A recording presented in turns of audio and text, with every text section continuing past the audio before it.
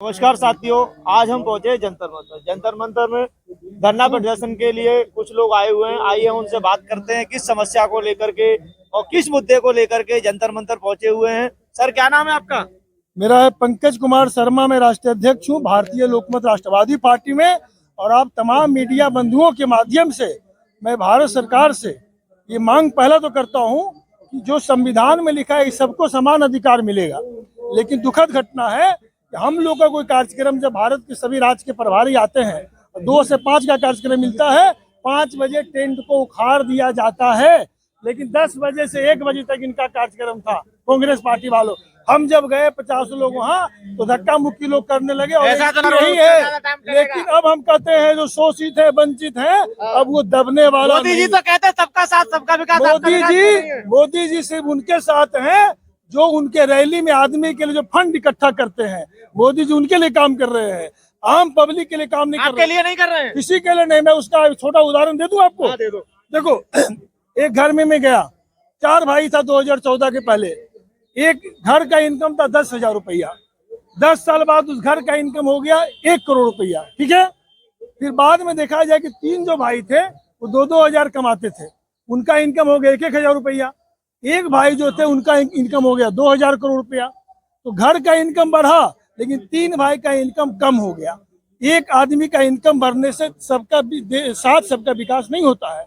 Income सिर्फ कुछ लोगों की बढ़ा है, लेकिन उनका नाम भले तो नहीं, बड़े लोगों की इनकम बढ़ी और छोटे लोगों की इनकम कम। आज मैं बता रहा हूँ 32 करोड़ हमारे असंगठित मजदूर ऐसे हैं जो घर में बैठ गए हैं।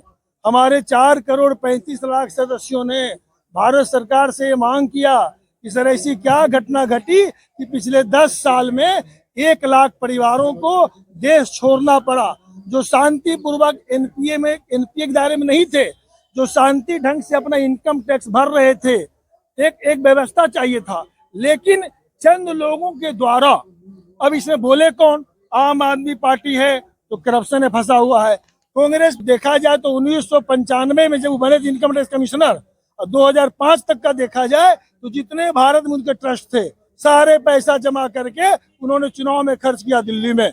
उनका आम आदमी पार्टी के हमने एक के साथ एक फ्री दिया दारू की बोतल। उन्होंने जो शराब माफियाओं से जो पैसा लिया है, उसके अलावा भी मैं बता दूं ये लोग हैं स्मार्ट करप्शन करने वाले।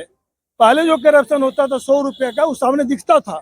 अभी का जो करप्शन, बड़े ऑफिसर बड़े नेता इस हिसाब से किया हो उन्होंने गोलमाल। अभी मैं बोल रहा हूँ, देखो पहले क्या होता है, जो इंटेलिजेंट होते हैं वो जो करप्शन करते हैं वो कहीं दिखता नहीं है, लेकिन बेचारे अच्छा, आपका कहना हिसाब से किया है।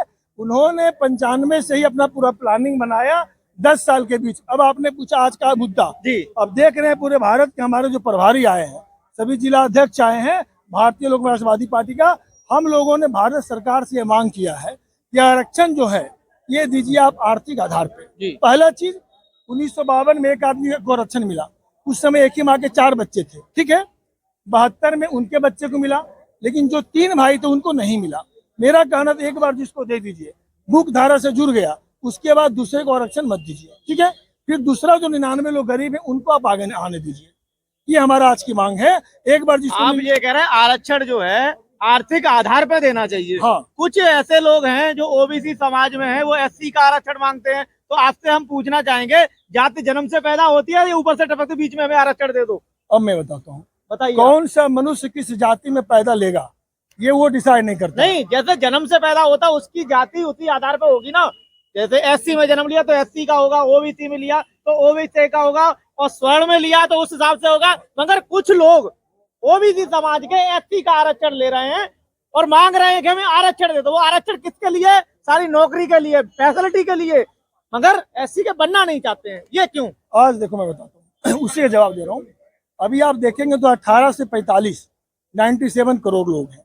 ठीक है। नौकरी के लिए तो नहीं, सिर्फ नौकरी के लिए एससी बना दो, मगर हमें एससी है नहीं। आप बताता हूँ, आजादी से लेके अभी तक भारत सरकार, राज्य सरकार और केंद्र सरकार जो नौकरी दे पाई है, सिर्फ और सिर्फ 2% से 3% लोगों को नौकरी दे पाई है। 40% हमारे देश में है असंगठित मजदूर। 42% आज के देश में लोग कृषि क्षेत्र पे आधारित हैं। हमारा ये कहना है आरक्षण तो मिलता है सिर्फ कम लोगों को ही। जब आर्थिक आधार पे आरक्षण होगा उसका हम लोग जगह जगह पे जांच कराएंगे। जिनका इनकम साल का 6 लाख से कम होगा। आपका कहना ये है किसी भी कास्ट का हो, किसी भी समुदाय का हो, उसको आर्थिक के हिसाब से उसको आरक्षण मिलना चाहिए। अगर गरीब है, अगर वो ओबीसी में आता तो भी उसको आरक्षण मिलना चाहिए, जनरल में आता है तो भी आरक्षण मिलना चाहिए। आपका कहना ये है। अभी मैं गुजरात गया था, जी अभी मैं जब महाराष्ट्र गया था, वहाँ मराठा, गुजरात में पटेल, सभी इधर आपका रेड्डी, इन लोगों का कहना था कि पंकज जी आपकी पार्टी आवाज क्यों नहीं उठाती है कि जो आरक्षण मिल रहा है आर्थिक आधार पे मिलने से जो दबे कुचले लोग हैं वो आगे आएंगे। क्योंकि आप अगर देखेंगे किसी भी जाति के नाम पे कोई जीत के तो आ जाते हैं, लेकिन वो सबसे ज्यादा शोषण उसी जाति का करते हैं, अपने जाति का ही। उनको उठने का मौका नहीं देते बेचारे को। हमारा कहना है कि सबको मौका मिले आगे बढ़ने का। जी ठीक है, देखते रहिए Jantar Mantar, daily news, India 24, anti corruption news.